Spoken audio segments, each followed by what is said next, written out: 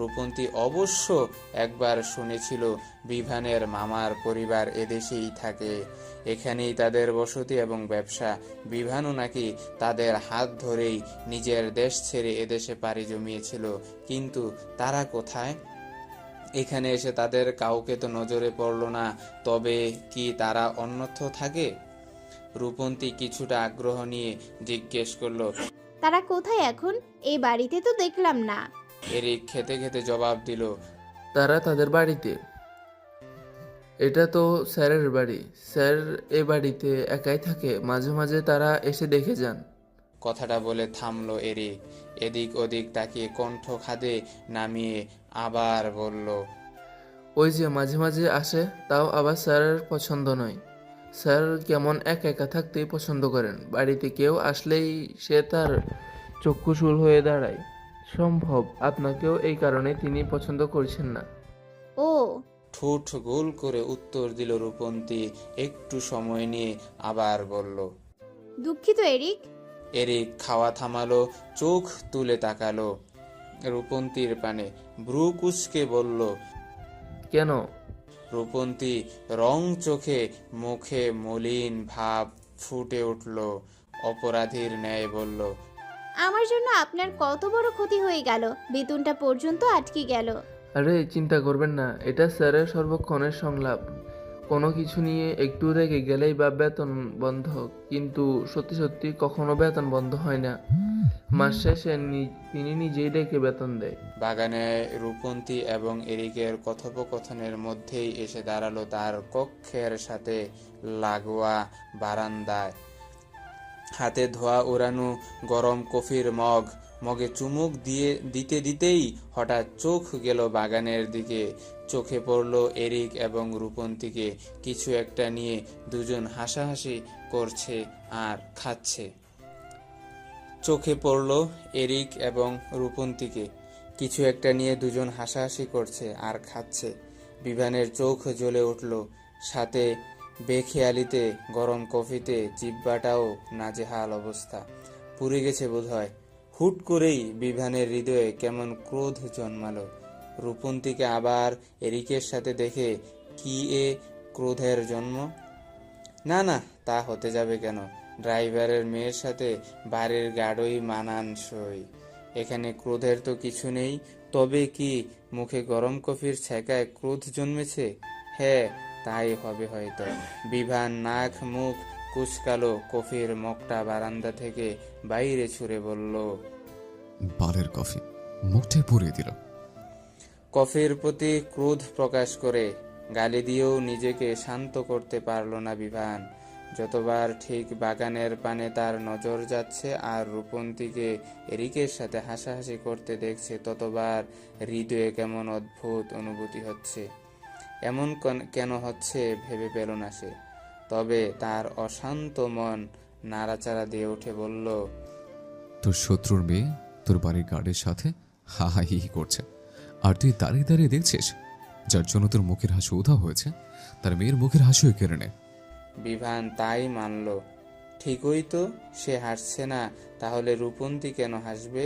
তাও রাতের বেলায় একটা ছেলের সাথে ক্রোধে গজ গজ করতে করতে নিচে নেমে এলো বিভান। এগিয়ে গিয়ে দাঁড়ালো বাগানে এরিক এবং রূপন্তীর পানে গম্ভীর কণ্ঠে শুধালো। কি হচ্ছে এখানে? কেউ কোনো উত্তর না দেওয়া আগেই বিভানের নজর গেল খাবারের পানে। খিচুড়ি, অর্থাৎ বাঙালি খাবার। রূপন্তী ব্যতীত এখানে বাঙালি খাবার বানানোর মতো আর তো নেই কেউ। এর মানে রূপন্তীই বানিয়েছে। দুপুরে খাবার বানাতে গিয়ে পা পুড়ে ফেললো, তারপর তাকে নুডলস খেয়ে ক্ষুধা মেটাতে হয়েছিল।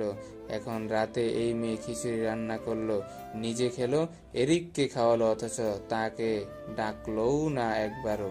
দুপুরে পা পুড়ার পর সে প্রায় 50 কেজি ওজনের বস্তার মতো মেয়েটাকে কোলে তুলে নিয়েছে, পানিতে পা ভিজিয়ে দিয়েছে, টাইগারকে দিয়ে বার্নিং ক্রিম পাঠিয়েছে, কিন্তু মেয়েটা তাকে সামান্য একটু খিচুড়ি খেতে ডাকলো না। অকৃতজ্ঞ মেয়ে একটা। বিভানের চিৎকার করে বলতে ইচ্ছে হলো, আমার খিচুড়ি কোথায়? তবে সে ইচ্ছে পূরণ করলো না। নিজের ইগুর জন্য এ বাক্য সে হৃদয়েই দাফন করলো। ক্রোধিত স্বরে এরিককে বলল, তোকে আমি খাওয়ার জন্য রেখেছি নাকি আমার নিরাপত্তার জন্য রেখেছে? 1 মাসের বেতন বন্ধ করেছে, তাতে হয়নি তোর? আরো বন্ধ করতে হবে? এরিক চুপসে গেল। দ্রুত তার সাথে উঠে দাঁড়ালো সে। ঢোক গিলে বলল, দুঃখিত স্যার, আমি এখনই নিজের কাজে যাচ্ছি। কথাটা বলেই পিছন ঘুরে পা বাড়ালো এরিক। তবে 2 কদম যেতেই থেমে গেল বেচারা। পিছন ঘুরে এসে হাতে তুলে নিল খিচুড়ির প্লেটটা। বোকা বোকা হেসে বলল, এটা নিয়ে যাই স্যার, নয়তো আফসোস থেকে যাবে। কোনো মতে কথাটা বলেই কেটে পড়ল এরিক। বিভান থু থু গিলল। কতদিন বাঙালি খাবার খায় না। এদেশের কাঁচা ঘাস পাতা আর নুডলস খেতে খেতে জিহ্বাটা কেমন পুষ্ট হয়ে গেছে। এই জিহ্বায় একটু বাঙালি খাবার পড়লে খারাপ হতো না, কিন্তু মেয়েটা কি তার জন্য খাবার রেখেছে? বিভান সরু দৃষ্টিতে তাকালো রূপন্তীর পানে, থমথমে কণ্ঠে বলল, দুপুরে রান্না করতে বললাম, একদম পা পুড়িয়ে 100 অবস্থা। এখন তো সে পুরো পানিয়ে দিবি রান্না করেছ, তাহলে দুপুর আমার সাথে নাটক কেন করলে?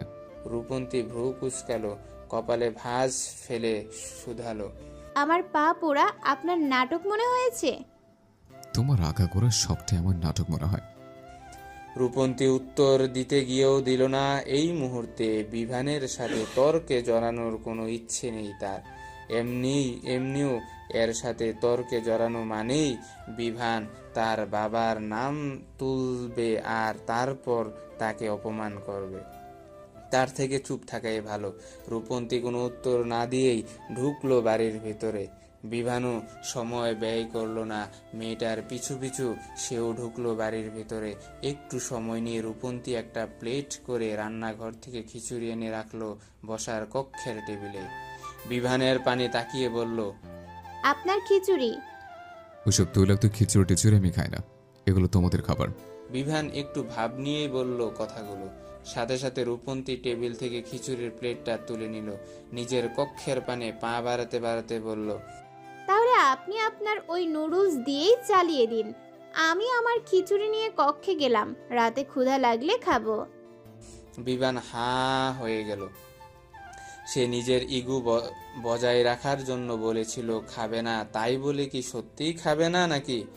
ভেবেছিল রূপন্তী তাকে সাধবে আর একবার, তারপরে সে খেতে রাজি হয়ে যাবে। কিন্তু মেয়েটা আর সাধল না। এই এক বাক্যেই খিচুড়ি নিয়ে চলে গেল। বজ্জাত, বদ মেয়ে মানুষ একটা, একদম বাপের মতো হয়েছে। বিভান রাগে গজগজ করতে বেরিয়ে গেল বাড়ি থেকে। বাড়িতে একটা আপদ এসে জুড়ছে।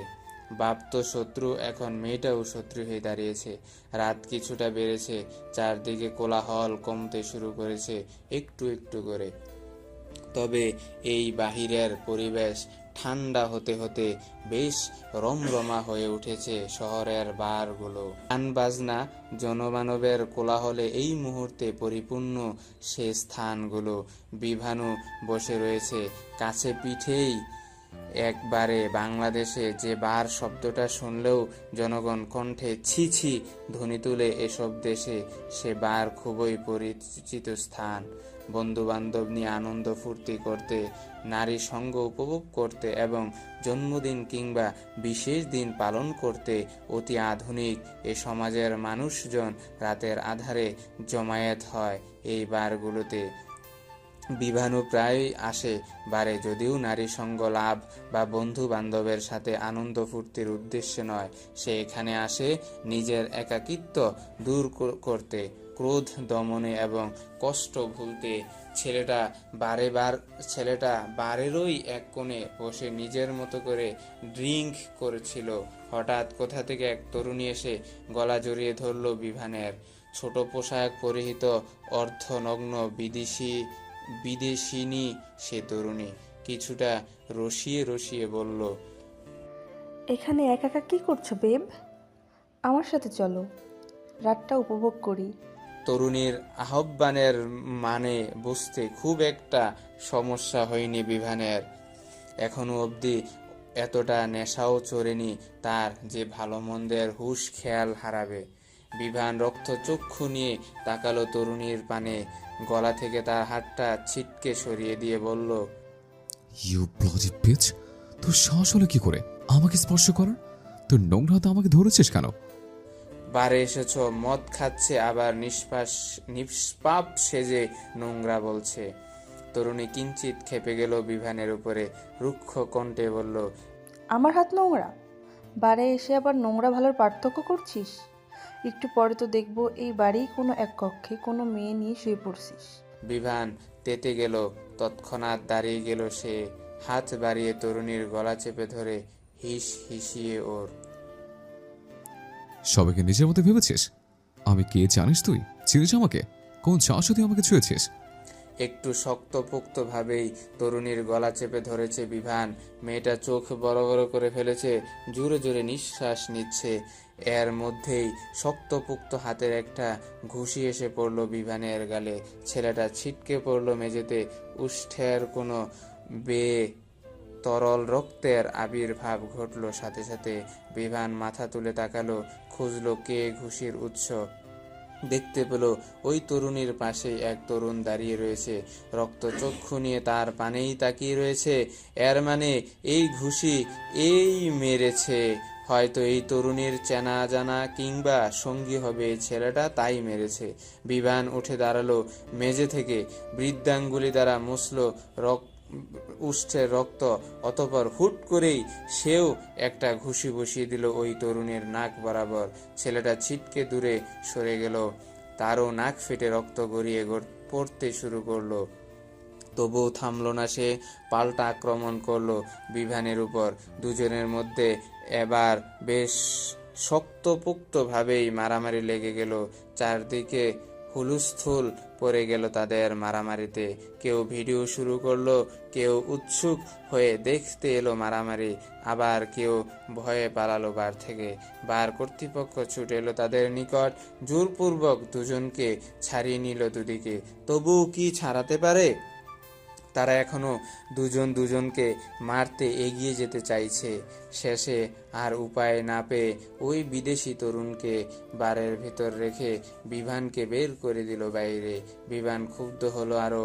মারামারি দুজন করেছে, তাহলে তাকে একাকে কেন বের করবে? মারামারি দুজন করেছে, তাহলে তাকে একাকে কেন বের করবে? ওই বদমাসটাকে কেন ভিতরে রাখা হয়েছে? বিভান গলা উঠালো, অশ্রাব্য ভাষায় গালি দিয়ে বলল, শালা নিজের দেশের মানুষ বলে রেখে দিলি, সাহস থাকলে বাইরে বের করে দে, ওকে মেরে তারপর আমি চলে যাই। ভিতর থেকে উত্তর এলো না কোনো। বিভান আরো কিছু অশ্রাব্য গালি দিল বার মালিককে, অতঃপর ঢুলুঢুলু শরীরে পা বাড়ালো বাড়ির পানে। কিঞ্চিত সময় গড়াতেই বিভান পৌঁছালো বাড়িতে। গৃহে প্রবেশের পর নিজ কক্ষের পানে যেতে গিয়েও থেমে গেল সে। গতিপথ পরিবর্তন করে গিয়ে দাঁড়ালো রূপন্তীর কক্ষের সম্মুখে। হাত উঁচিয়ে মেয়েটার দরজায় ধাক্কা দিতে দিতে বলল, দরজা খোল বেয়াদব মেয়ে, আমার খিচুড়ি দে, ওটা আমার ভাগের খিচুড়ি, তুই খাবি কেন?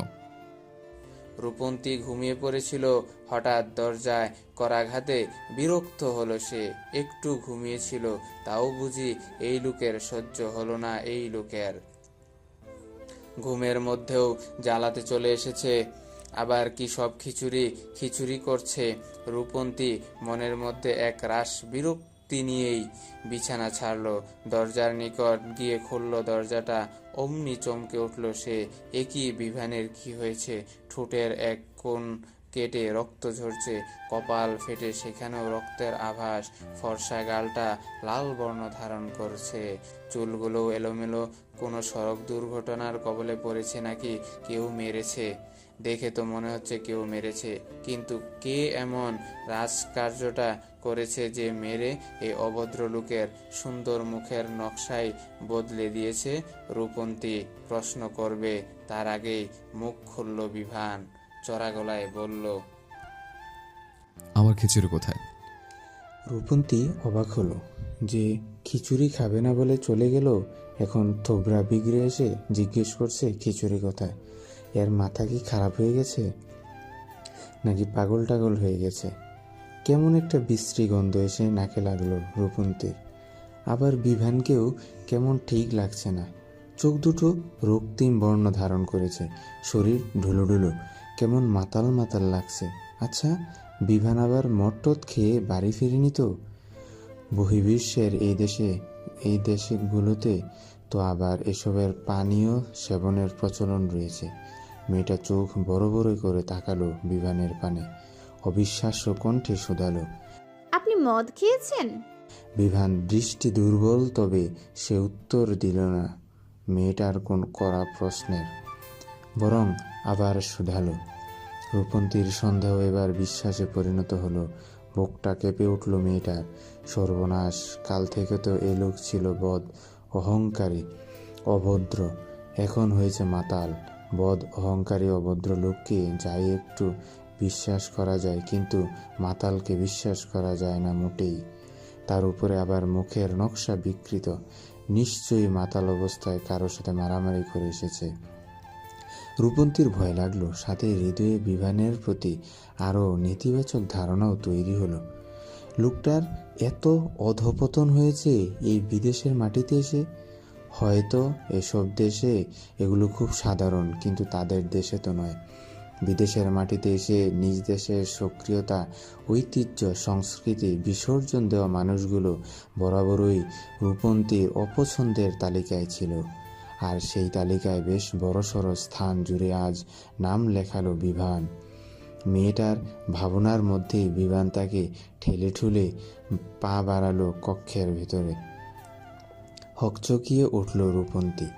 এ কি, এই মাতাল অভদ্র লোকটা নিজই কক্ষে না গিয়ে তার কক্ষে ঢুকছে কেন?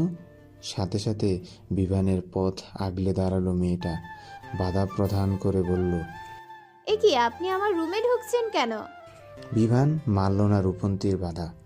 তাকে ঠেলে ঠুলে নিজের লম্বা চওড়া শরীরটা কক্ষের ভিতরে নিয়ে গেল। বিক্ষিপ্ত দৃষ্টিতে এদিক ওদিক চোখ বুলিয়ে বলল, আমার ভাগের খিচুড়ি কি করেছিস?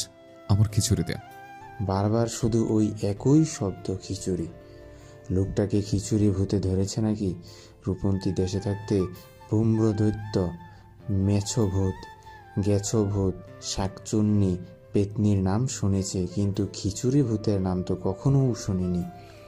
এ ভূত কি শুধু স্পেনে পাওয়া যায়, বাংলাদেশে নেই? কিন্তু এখন কথা হলো, এই খিচুড়ি কোথায় পাবে রূপন্তী? বিভান খাবে না বলে যে এক প্লেট নিজের কক্ষে তখন নিয়ে এসেছিল, তাও তো খেয়ে ফেলেছে। যখন সাধলো তখন নাক ছিটকালো, আর এখন এসে নাটক করছে। মেয়েটা বিরক্তিতে নাক মুখ কুচকানো থমথমে কণ্ঠে বলল, কোনো খিচুড়ি নেই, আমি খেয়ে ফেলেছি। বিভান কিঞ্চিত সময় নিয়ে তাকিয়ে রইল রূপন্তীর পানে, অতঃপর হুট করেই তেড়ে গেল মেয়েটার পানে, রুক্ষ কণ্ঠে বলল, খেয়েছিস কেন আমার খিচুড়ি? ওটা আমার ভাগের ছিল।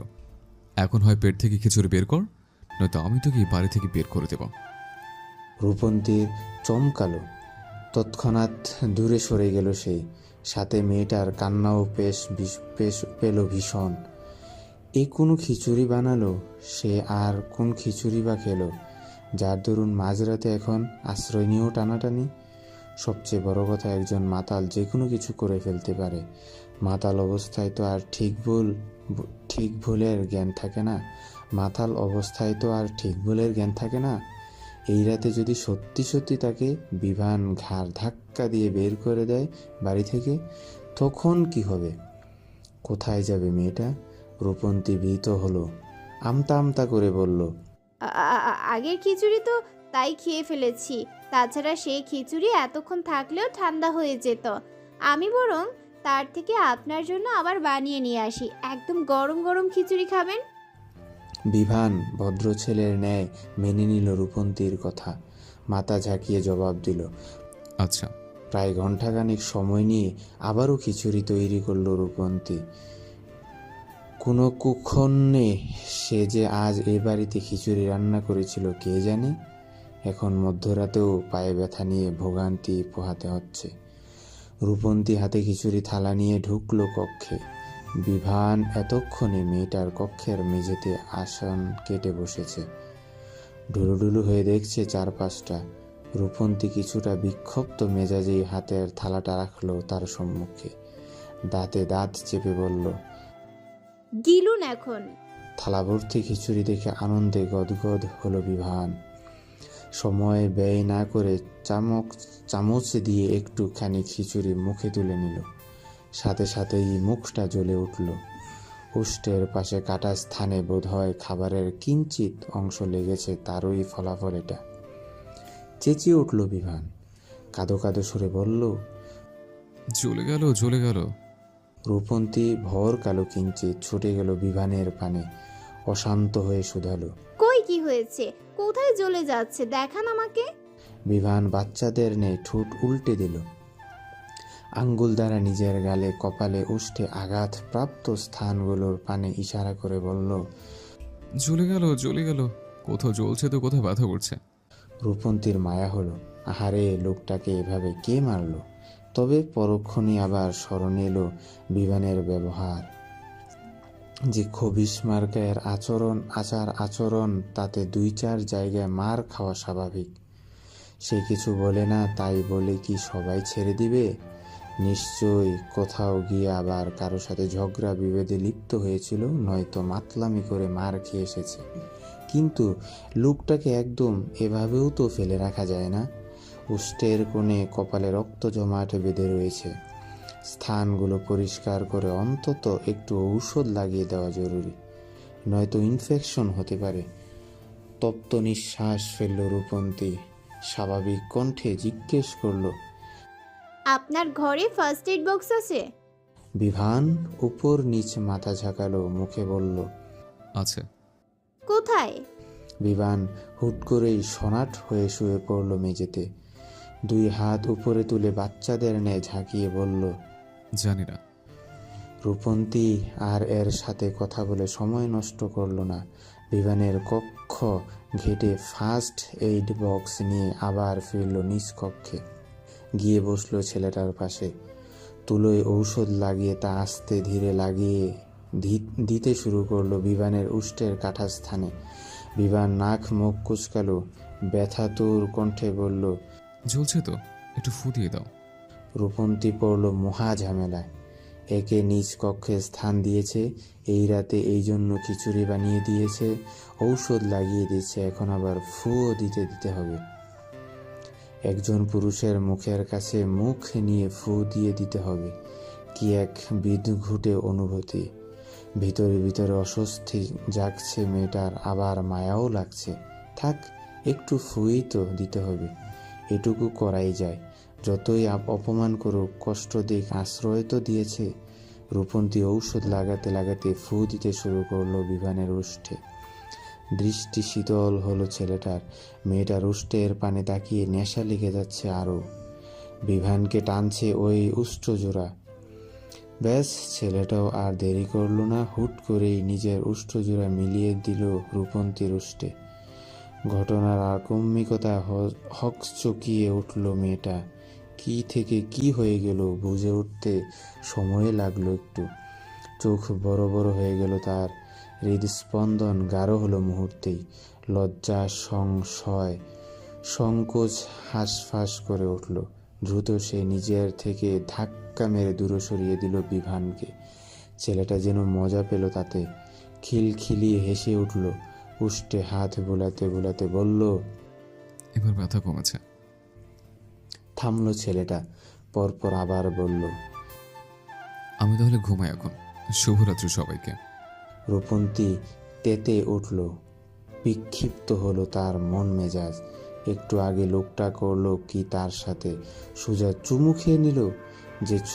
যে ঠোঁট এতদিন একটা মশাও বসতে দেয়নি রূপন্তী, আজ সেই ঠোঁটে এর মতো এক বদ লোক চুমু খেয়ে নিল, তাও তার অনুমতি ব্যতীত। মেয়েটা বিভানের শার্টের কলার চেপে ধরল, ঝাঁকিয়ে বলল। এটা কি করলেন অসভ্য নির্লজ্জ লোক? এইভাবে আমার ঠোঁটের ভার্জিনিটি নষ্ট করলেন? কেন করলেন এমনটা? উঠুন বলছি, উঠুন, বজ্জাত মাতার লোক।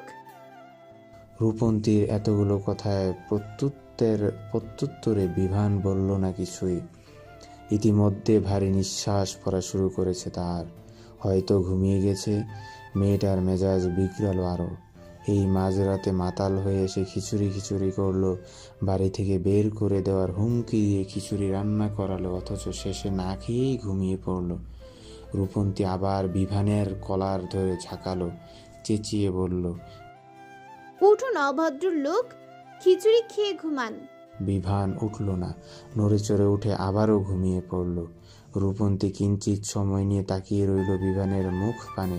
হঠাৎ দুষ্টু এক বুদ্ধি খেলে গেল তার মস্তিষ্কে। এমনই সময় তো সে কিছু বলতে পারবে না বিভানের উপরে, তাহলেই খেপে যাবে। কিন্তু আজ এমন সময়ে বলতে তো বাধা নেই। কাল থেকে কম অপমান রূপন্তীকে সে করেনি। এখন ওই সময় এসেছে সেই অপমানের বদলা নেওয়ার। মেয়েটা দাঁতে দাঁত চেপে হাত উচালো, উদ্যত হলো বিভানকে দুটো থাপ্পড় মারার জন্য, কিন্তু পরক্ষণেই থেমে গেল তার হাত। এর গালে বা মুখে থাপ্পড় দেওয়ার স্থান নেই কোনো, পুরোটাই বিজ্ঞান। তাছাড়া এই ব্যথার উপরে আবার থাপ্পড় মেরে ব্যথা দিলে ঘুম ভেঙে যাওয়ার সম্ভাবনা রয়েছে। রূপন্তী একটু সময় নিয়ে ভাবলো, অতঃপর ঠাস ঠাস করে দুটো থাপ্পড় মারলো ছেলেটার বাহুতে। দাঁতে দাঁত চেপে বলল, অনেক অপমান করেছিস, এটা তোর শাস্তি। রাগ চটা বদমেজাজি বিভানের সাথে যে এত বড় একটা ঘটনা ঘটে গেল, তার শত্রুর মেয়ে তাকে মারলো, তার কিছুই টের পেল না বেচারা। কিন্তু এখন সমস্যা হলো, বিভান এখানে ঘুমালে রূপন্তী ঘুমাবে কোথায়? এবারের অন্য কক্ষে তো যেতে পারবে না। তাহলে কাল ঘুম থেকে উঠে বিভানের রোশানলে পড়ার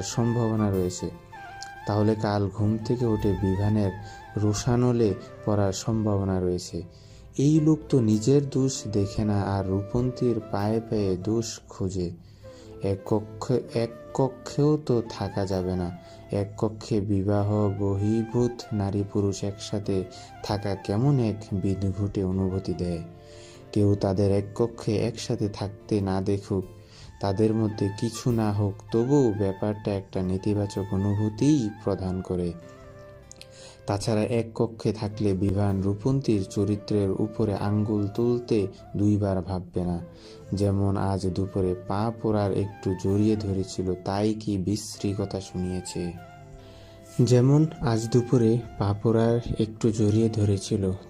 বিশ্রী কথা শুনিয়েছে। রূপন্তী মোটেই ওই নাটক সিনেমার অসহায় দয়াবান নায়িকা নয় যে পুরো রাত তার কক্ষে এক পুরুষকে স্থান দিয়ে সকালে চরিত্রে দাগ নেবে। বিভানের পাশ থেকে উঠে দাঁড়ালো মেয়েটা। প্রথমে ধরে ছেলেটাকে তুলতে চাইল সে, কিন্তু পারল না। যা ভারী বিভানের শরীর, তার মতো একটা চুনুপুটি মেয়ের এই দেহের ভার বহন করা কোনো কালেই সম্ভব নয়। একটু সময় নিল রূপন্তী, অতঃপর ছেলেটার পা ধরে টেনে নিয়ে গেল কক্ষের বাইরে। এমনি পায়ে ব্যথা, তার উপর ভারী শরীর, এর বেশি আর নেওয়ার সাধ্য হলো না মেয়েটার। তার কক্ষের বাইরেই মেঝেতে একটা বালিশ দিয়ে তাতে শুইয়া দিল বিভানকে। দয়া ধরে আবার একটা কাঁথাও জড়িয়ে দিল শরীরে। অতঃপর নিজের কক্ষে ঢুকে দরজাটা বন্ধ করে দিল। ভোরের আলো ফুটেছে, চারদিকটা সূর্যের উজ্জ্বল আলোয় ভরে উঠেছে। বাইরে থেকে যে উজ্জ্বল আলো এসে চোখে লাগলো বিভানের, ঘুম ভেঙে গেল তার। একটু নড়ে চড়ে উঠতে খেয়াল করলো সে কোনো শক্ত কিছুর উপরে শুয়ে আছে। মাথাটাও তার ভার লাগছে। শরীরটা টেনে হিসড়ে উঠে বসলো। পিট পিট করে চোখ খুলে তাকালো চারদিকে। এ কি, সে কোথায়? এভাবে মেঝেতে শুয়েছে কেন? আবার মাথার নিচে বালিশ, গায়ে কাঁথাও জড়ানো। বিভান চোখ ঘুরিয়ে আশেপাশে লক্ষ্য করলো। এ তো রূপন্তীর কক্ষের সম্মুখে। নিশ্চয়ই এই মেয়েটা তার সাথে কিছু করেছে, নয়তো এখানে শুয়ে থাকবে কেন? বিভান উঠে দাঁড়ালো, রেগে মেগে গিয়ে কড়া ঘাত করলো রূপন্তীর দরজায়। চেঁচিয়ে বলল, দরজা খোলো, তাড়াতাড়ি দরজা খোলো। গভীর ঘুমের মধ্যে আকস্মিক এহেন চড়া কণ্ঠের ডাক শুনে ধরফরিয়ে উঠল রূপন্তী, সাথে বিরক্তও হলো। সারা রাত তো এই মাতাল লোক ঘুমাতে দেয়নি একটু, এখন সকাল সকাল উঠেও চেঁচামেচি শুরু করেছে। এই বাড়িতে রূপন্তী এসেছে এখনও সপ্তাহখানেকও অতিবাহিত হয়নি, এর মধ্যেই জীবন উষ্ঠাগত। নাক মুখ কুঁচকে বিছানা ছাড়লো মেয়েটা। বিছানার পাশে ফেলে রাখা ওড়নাটা শরীরে জড়িয়ে হেলে দুলে গিয়ে খুলল দরজাটা। কণ্ঠে এক রাশ বিরক্তি নিয়ে বলল, সমস্যা কি? সায়ের মতো চেঁচাচ্ছেন কেন? বিভান চোখ তুলে তাকালো। রুক্ষ কণ্ঠে কোনো বাক্য আওড়ানোর আগেই থমকে গেল সে। হৃদস্পন্দন গাঢ় হয়ে উঠল মুহূর্তেই। এ কোন রূপ এই রমণীর? সদ্য ঘুম ভাঙা মুখশ্রী, ফোলা ফোলা চোখ মুখ, চুলগুলো এলোমেলো হয়ে পড়ে আছে ললাটে। ঢোক গিলল বিভান। গলার উঁচু হওয়া অ্যাডামস আদমের অ্যাপেলটা নড়ে চড়ে উঠল। তবে পরক্ষণেই আবার নিজেকে সামলে নিল ছেলেটা। এসব সে কি ভাবছে, তাও শত্রুর মেয়েকে নিয়ে? বিভান জোরে জোরে কয়েকটা নিঃশ্বাস নিয়ে নিজেকে ধাতস্থ করল। পুরনো চরিত্রে ফিরে গিয়ে রুক্ষ কণ্ঠে বলল, হ্যাঁ মেয়ে, তুমি আমার সাথে কি করেছো? আমি তোমার কক্ষের সম্মুখে তো মেঝেতে শুয়ে আছি কেন? রূপন্তীর রাগ লাগলো। রাতে লাল পানি সেবন করে মাতাল হয়ে এসে কি জ্বালানোটাই না জ্বালালো তাকে।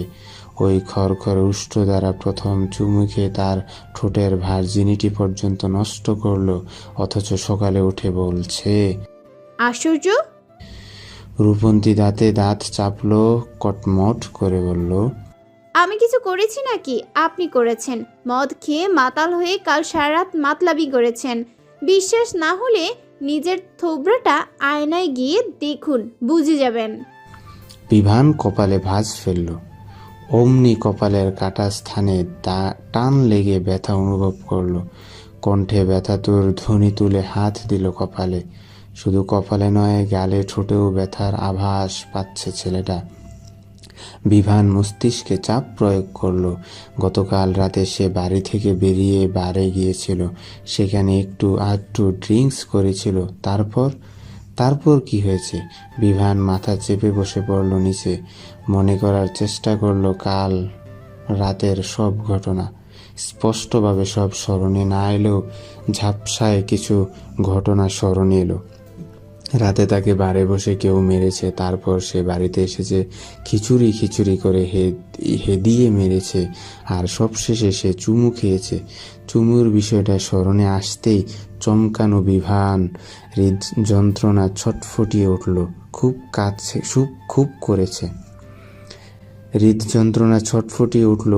করেছে। মদ খেয়ে মাতাল হয়ে সে নিজের শত্রুর মেয়েকেই চুমু খেয়েছে, তাও আবার গালে কপালে না, একদম ঠোঁটে। অপ্রস্তুত হলো বিভান। চটপট উঠে দাঁড়ালো সে। আর কোনো কথা না বাড়িয়ে এলোমেলো পা ফেলে এক প্রকার পালিয়ে এলো নিজ কক্ষে। দুপুরের সময় চারদিকটা সূর্যের আলোয় উত্তপ্ত হয়ে উঠেছে কিছুটা। রূপন্তী রান্নাঘরে কিছুটা সময় ব্যয় করেই গতকাল মধ্যরাতে তৈরি করা খিচুড়ি গরম করলো। এর মধ্যে বিভানু এসে বসলো বসার কক্ষের সোফায়। মেয়েটা রান্নাঘর থেকে একবার উকি মেরে তাকালো সেদিকে, অতঃপর হাতে খিচুড়ির থালা নিয়ে গিয়ে রাখলো বিভানের সম্মুখে। থমথমে কণ্ঠে বলল, আপনার খিচুড়ি। বিভান চোখ তুলে তাকালো রূপন্তীর পানে। হঠাৎ মেয়েটার গোলাপি পদ্ম পাপড়ির ন্যায় উষ্ঠ জোড়ার পানে চোখ পড়তেই বুকটা ধক করে উঠল। চোখের সম্মুখে আবছায়ায় ভেসে উঠল রাতের চুমুর দৃশ্য। হৃদয়ে কড়া নাড়ল। সাথে সাথে চোখ নামিয়ে ফেলল বিভান। ছি, এসব সে কি ভাবছে? ছেলেটা এবার নজর দিল তার সম্মুখে রাখা থালার পানে। খিচুড়ি দেখে খেতে ইচ্ছে হলো ভীষণ।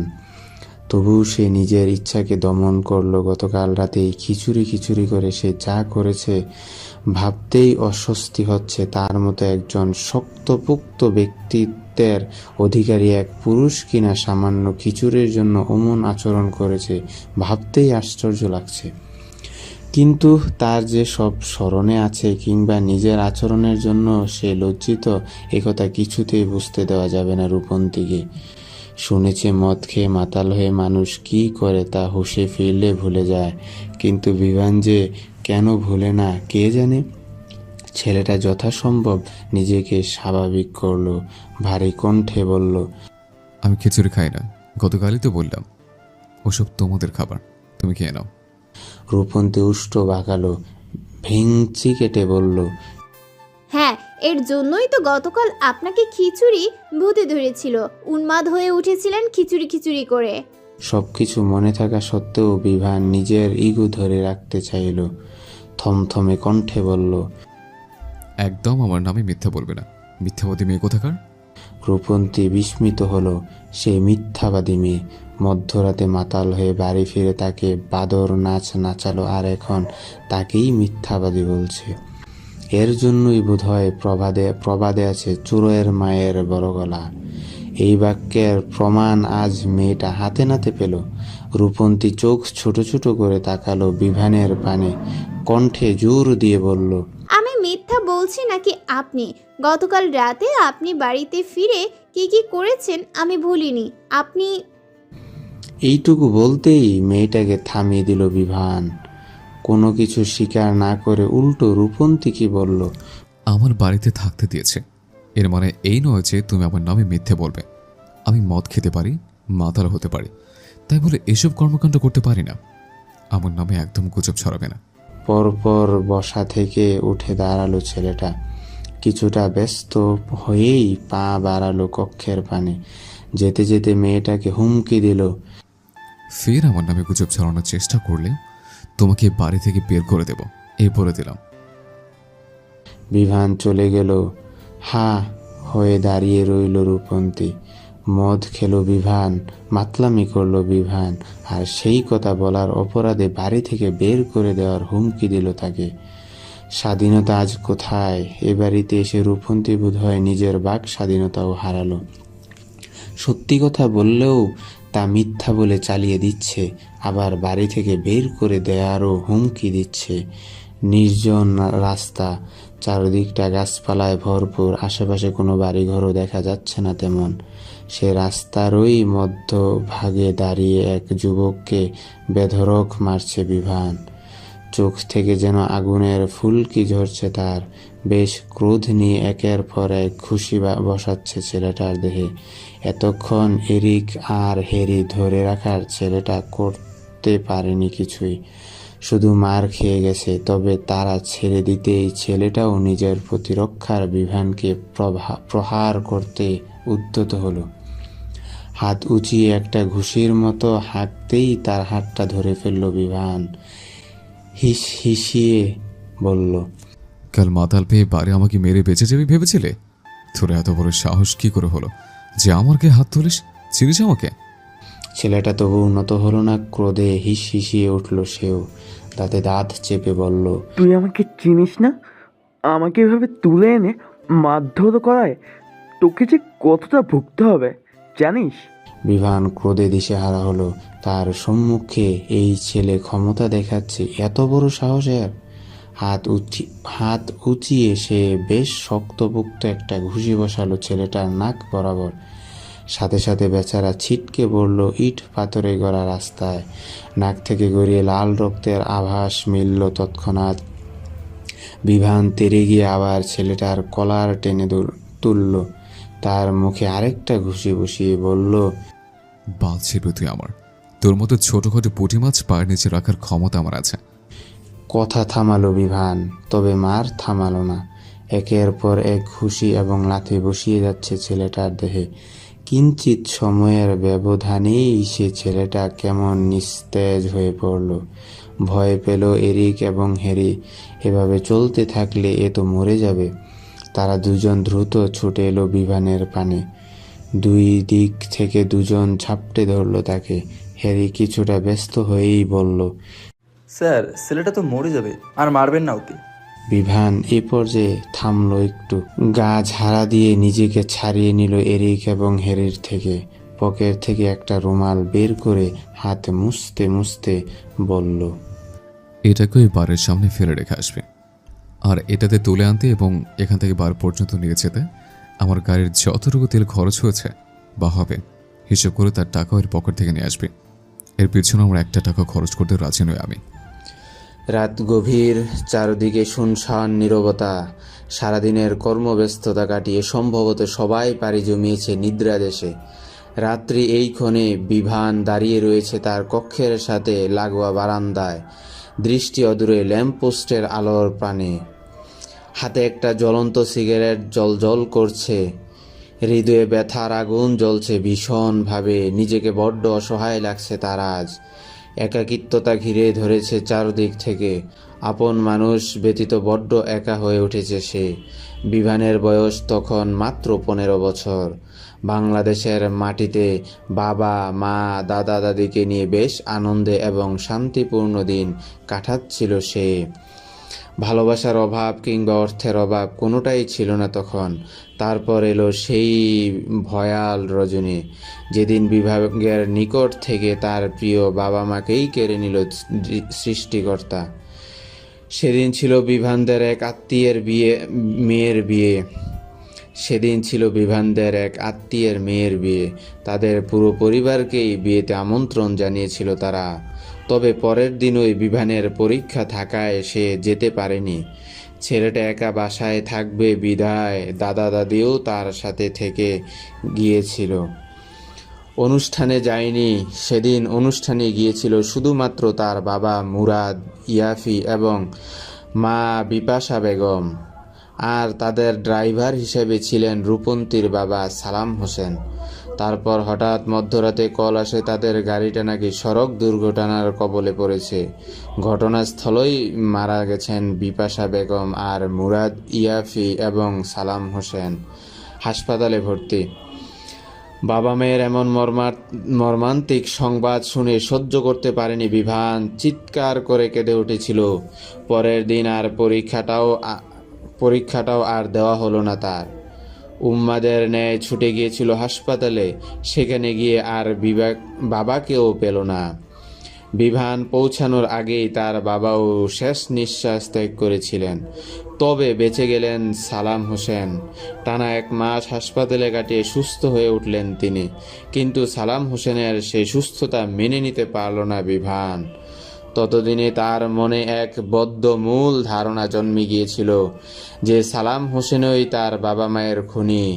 সে যদি আর একটু সাবধানতা অবলম্বন করে গাড়ি চালাতো তবে কোনো দুর্ঘটনা ঘটতো না, তার বাবা মা বেঁচে থাকতো। বিভান তার দাদা দাদিকে বলেছিল সালাম হোসেনকে বের করে দেওয়ার কথা, কিন্তু তারা দিলেন না। মুরাদ, ইয়াফি এবং বিপাশা বেগমের খুনি হিসেবে তারা সালাম হোসেনকে স্বীকারই করলেন না। উল্টো সড়ক দুর্ঘটনা এবং ভাগ্যের দোহাই দিয়ে কেটে পড়লেন। বিভান পুলিশের দ্বারস্থ হলো। তারাও সকল ঘটনা তদন্ত করে জানিয়ে দিলেন তার বাবা মায়ের মৃত্যুর কারণ সড়ক দুর্ঘটনা ব্যতীত আর কিছুই নয়। তবে বিভানের মন তা মানতে চাইল না। দিনের পর দিন চোখের সম্মুখে এসে সালাম হোসেনকে সহ্য করতে পারছিল না। অতঃপর একদিন সিদ্ধান্ত নিল সে নিজেই সালাম হোসেনকে বাড়ি থেকে বের করে দিবে। সে সিদ্ধান্ত অনুযায়ী কাজও করলো, কিন্তু বাধা হয়ে দাঁড়ালো তার আপন দাদা দাদি। তারা বের করে দিতে দিলেন না সালাম হোসেনকে, উল্টো চুটপাট দেখালেন তার উপর। তারপর থেকে দাদা দাদিও কেমন অসহ্য হয়ে উঠল তার নিকট, কাউকে সহ্য করতে পারছিল না। শেষে সিদ্ধান্ত নিল সে আর বাংলাদেশেই থাকবে না। সিদ্ধান্ত অনুযায়ী মামা মামিদের সাথে কথা বলে বাংলাদেশ ছাড়ল বিভান, পাড়ি জমালো স্পেনে। আর তারপরেই একাকী জীবন। তবে বিভান বাংলাদেশে যায় সকলের আড়ালে। প্রতি বছর তার বাবা মায়ের মৃত্যুবার্ষিকীর দিনে সে বাংলাদেশে যায়, বাবা মায়ের কবর জিয়ারত করে, তাদের নামে এতিমখানায় খাবার দেয়, তারপর আবার চলে আসে স্পেনে। একা একা থাকে এই বিশাল বদ্ধ বাড়িতে। নিজ মনে কথাগুলো ভাবতে ভাবতেই হঠাৎ ছেলেটা অনুভব করলো তার হাতটা একটু জ্বলে উঠেছে। অতীতের ভাবনা থেকে বেরিয়ে এলো সে, তাকালো হাতের পানে। হাতের জ্বলন্ত সিগারেটটা জ্বলতে জ্বলতে তার হাতে এসে লেগেছে। দীর্ঘশ্বাস ফেলল বিভান, মলিন হেসে বলল, তুই এখন জ্বালাতে চাইছিস আমাকে? তবে জ্বালিয়ে দে, জ্বালিয়ে পুড়িয়ে রাগ করে দে, আমার ভিতরটার মতো বাহিরটাও। সুন্দর এক ভোরের সূচনা, চারিদিকটা আলোয় আলোয় ভরে উঠেছে। রূপন্তীর পায়ের ব্যথা আগের তুলনায় কিঞ্চিত কমেছে, যদিও এখনো হাঁটতে একটু কষ্ট হয়, কিন্তু করার যে কিছু নেই। আজ থেকে তার কলেজ শুরু। এখানে এসেছেই তো পড়াশোনা করতে, আর প্রথম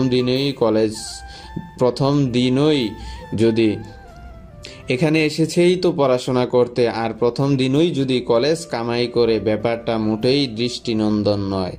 ভাগ্যিস কলেজের প্রয়োজনীয় কাগজপত্র সব জুবাইদা বেগম আগে থেকেই তার জনবল দ্বারা জমা করেছিল, নয়তো সেসব নিয়ে এখন আবার আরেক ঝামেলায় পড়তে হতো। রূপন্তী কলেজে যাওয়ার উদ্দেশ্যে নিজেকে তৈরি করে নিল।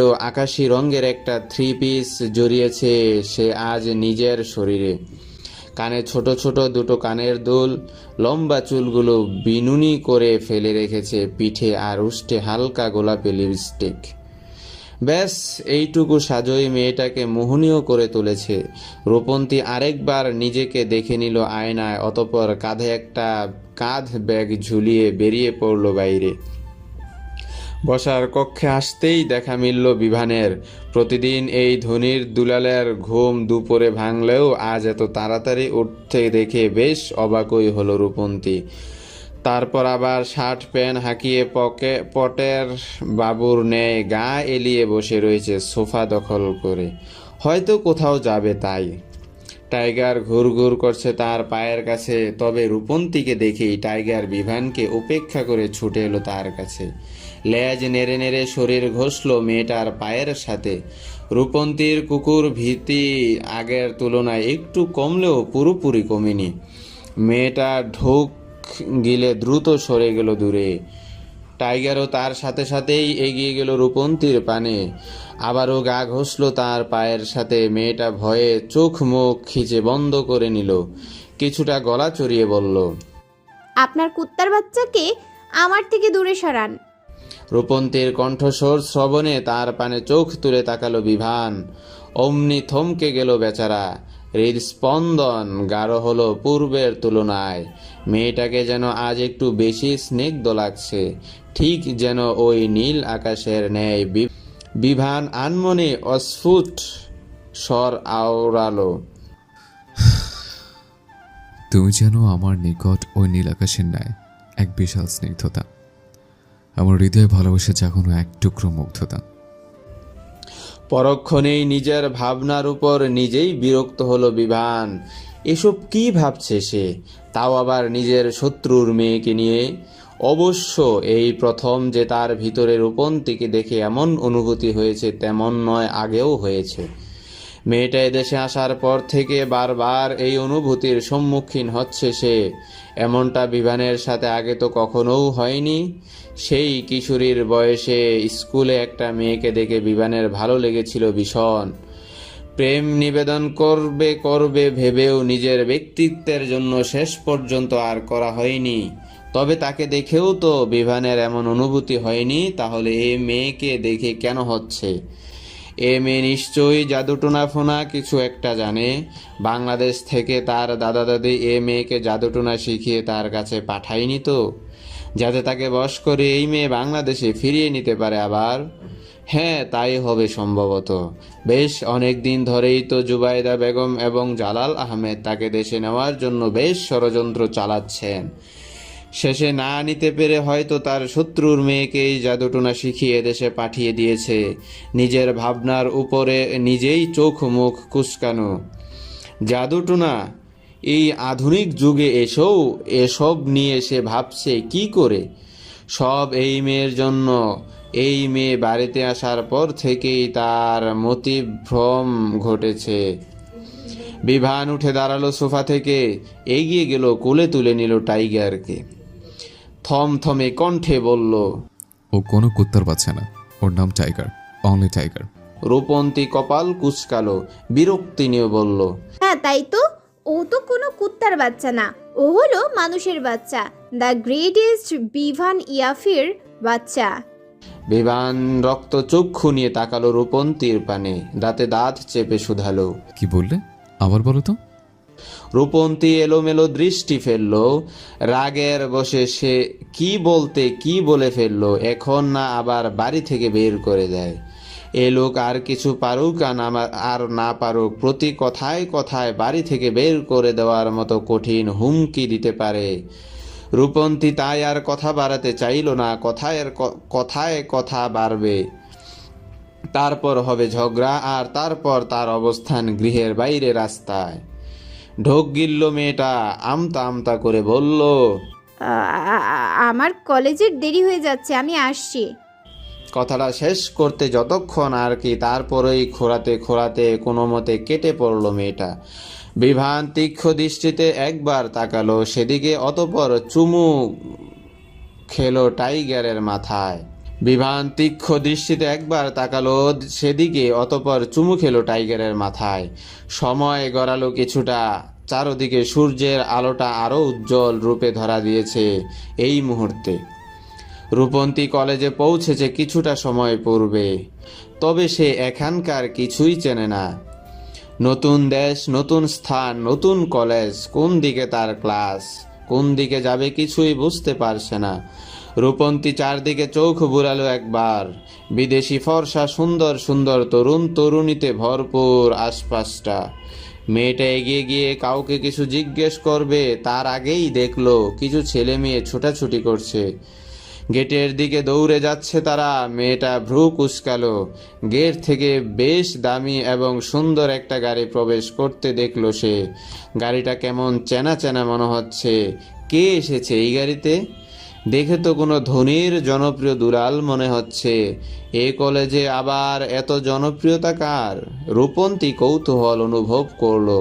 আশেপাশের ছেলে মেয়েদের সাথে সেও এগিয়ে গেল গাড়ির পানে। রূপন্তী কৌতূহল অনুভব করলো। আশেপাশের ছেলে মেয়েদের সাথে সেও এগিয়ে গেল গাড়ির পানে। কিঞ্চিত সময়ের ব্যবধানে গাড়ির সম্মুখের দুই পাশের দুটো দরজা খুলে বেরিয়ে এলো দুই যুবক। এক যুবক সাদা চামড়ার, এ দেশীয়ই মনে হচ্ছে, আর অন্য যুবকের মুখাবয়বে কেমন বাঙালি বাঙালি একটা ভাব রয়েছে। এই দেশীয়দের ন্যায় তার গায়ের রং অতটা শ্বেত নয়, ফর্সা, তবে বাঙালিদের ন্যায়। তবে কি সেই পুরুষ বাঙালি? মনে মনে দুই যুবককে নিয়ে গবেষণার মধ্যেই খুলে গেল গাড়ির পেছনের দরজাটা। রূপন্তীকে অবাক করে দিয়ে সেখান থেকে বেরিয়ে এলো বিভান। কোলে তার শুভ্র পশমের টাইগার। বিস্ময়ে চোখ বড় বড় হলো মেয়েটার। প্রথমেই মস্তিষ্কে হানা দিল, এদেশে কুত্তার বাচ্চাও কি বিশ্ববিদ্যালয়ে পড়ে? কুত্তার বাচ্চা বিশ্ববিদ্যালয়ে? এই বুবা ইতর শ্রেণীর প্রাণী লিখতে পারে নাকি পড়তে? কি অযৌক্তিক চিন্তাধারা! নিজের চিন্তাধারা এতটা নাজুক এবং যুক্তিহীন কবে থেকে হলো ভেবে পায় না রূপন্তী। মেয়েটা আশেপাশে চোখ বুলালো আরেকবার। লোকটাকে এখানে বেশ পরিচিতই তো মনে হচ্ছে, কিন্তু এ লোক এখানে কেন? ওই বাংলা সিনেমার নায়িকা শাবানার ন্যায় আজ সেলাই মেশিন কিনে কালো ধনী হয়ে গেল, তেমনটা ঘটেনি তো আবার? মানে কাল পর্যন্ত যে ছেলেকে দেখলো দুপুর পর্যন্ত পরে পরে ঘুমাতে, আজ সে ভার্সিটির প্রফেসর হয়ে যায়নি তো, যেমন নাটক সিনেমাতে হয়? নিজের ভাবনার উপর নিজেই বিরক্ত হলো রূপন্তী।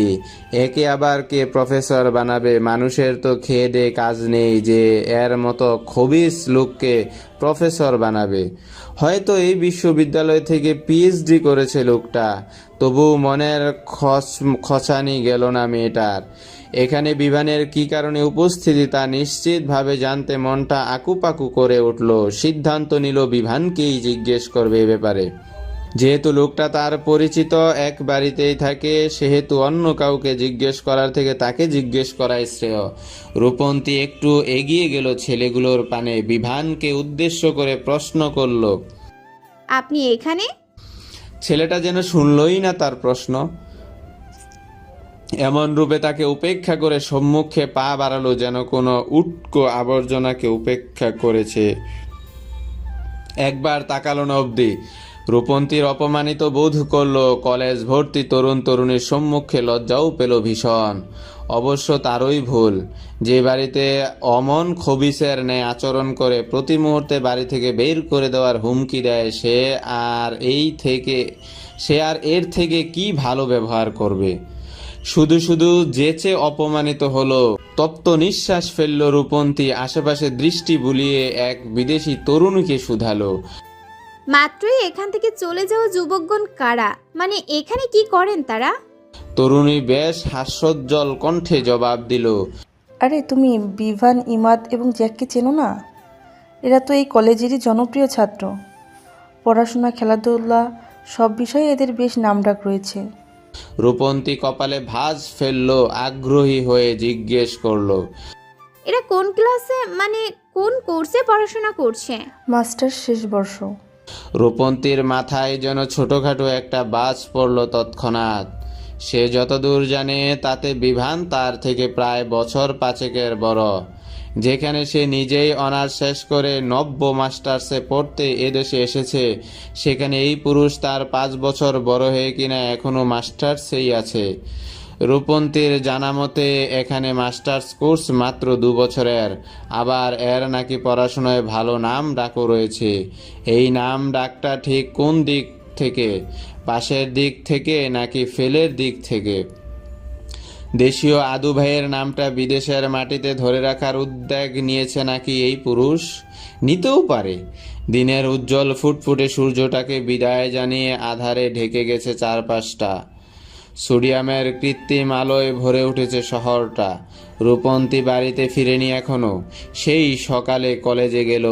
কলেজ তো দুপুরের দিকেই শেষ। সেই সকালে কলেজে গেল, কলেজ তো দুপুরের দিকেই শেষ, অথচ তার দেখা নেই। গেল কোথায় মেয়েটা? এদেশে তো তার চেনা জানাও কেউ নেই যে তার কাছে যাবে। বিভান বসে রয়েছে বসার কক্ষের সোফায়, লাগাতার পা ঝুলাচ্ছে মেয়েটার চিন্তায়। আবার একটু পর পর নিজের উপর নিজেই বিরক্ত হচ্ছে। শত্রুর মেয়ের জন্য তার এত চিন্তা কিসের? সে মেয়ে যে চুলোয় যায়, যাক না, তাতে তার কি? কিন্তু মন যে মানতে চাইছে না। সে একটু পর পর মেয়েটার চিন্তায় বিভোর হয়ে উঠেছে। বিভানের চিন্তার মধ্যেই সদর দরজায় খোলাতে খোলাতে পা রাখল রূপন্তী। এতক্ষণে বিভান যেন স্বস্তির নিঃশ্বাস ফেলল, তবে তা ধরা দিল না মেয়েটার নিকট। যথা সম্ভব নিজেকে স্বাভাবিক করে তুলল তৎক্ষণাৎ। থমথমে কণ্ঠে বলল, তোমার ড্রাইভার বাপ এটুকু কি শেখায়নি যে ভদ্রভারে মেয়েরা সন্ধ্যার পরে বাড়ির বাইরে থাকে না? রূপন্তী শুনল কথাগুলো, তবে প্রত্যুত্তরে বলল না কিছুই। যেভাবে এসেছিলেন সেভাবেই গৃহের ভিতর পা রাখল সে। ভ্রু কুচকালো বিভান। সোফা ছেড়ে উঠে দাঁড়িয়ে শুধালো, কি বলছি, কানে যাচ্ছে না? কোথায় গেছিলে তুমি? আর ফিরতে তো রাত কেন হলো? তপ্ত নিঃশ্বাস ফেলল রূপন্তী। ওড়নার এক কোণা তুলে নিজের ক্লান্ত মুখখানা মুছতে মুছতে বলল, কাজে গিয়েছিলাম। কোন কাজে? পার্ট টাইম জব নিয়েছি, সেখানেই গিয়েছিলাম। প্রতিদিনই যাব, আর ফিরতেও দেরি হবে। রূপন্তীর সোজা সাপটা জবাব, তবে তা ক্রোধের সঞ্চার ঘটালো বিভানের হৃদয়ে।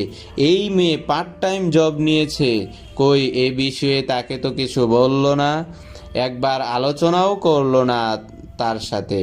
অনুমতি না নিক, একবার বলবে তো। তার বাড়িতে থেকে তাকেই এভাবে উপেক্ষা করলো।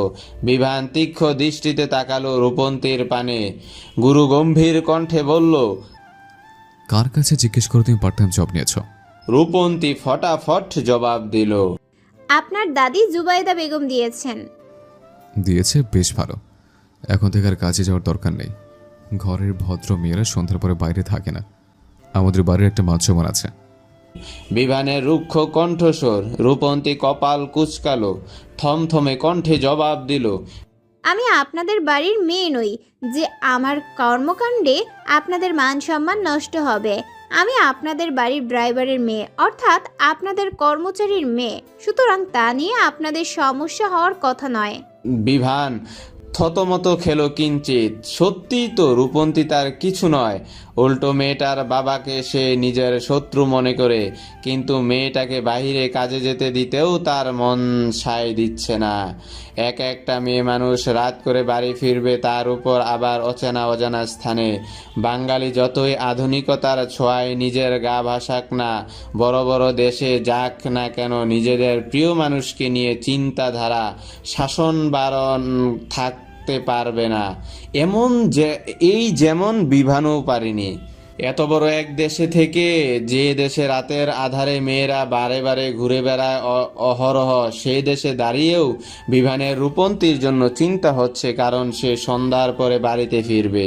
তবে মেয়েটার প্রতি নিজের এই উৎকণ্ঠা, এই চিন্তা আড়ালেই রাখল বিভান। গম্ভীর কণ্ঠে বলল, তবু আমার বাড়িতে থাকো তুমি। এক কলেজে পড়ি আমরা। কলেজের কেউ যদি জানতে পারে আমার বাড়িতে থেকে তুমি বাইরে পার্ট টাইম জব করো, তবে আমার সম্মানহানি ঘটবে।